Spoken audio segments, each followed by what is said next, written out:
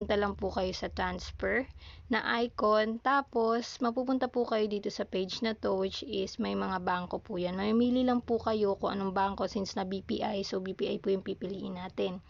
Dito po guys, makikita nyo po kung magkano po yung amount na ilalagay po ninyo. So maximum of 50,000 po yan guys, na pwede po ninyong ibang transfer. Tapos dito po sa may banda baba, ilalagay nyo po kung ano ang account name.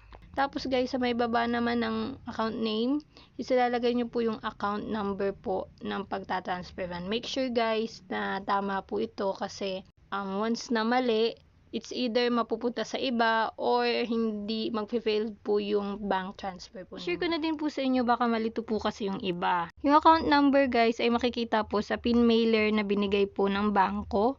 10 to 14 digit po yan, o minsan 10 to 12 digit. After nyo po malagay ay isend money nyo lang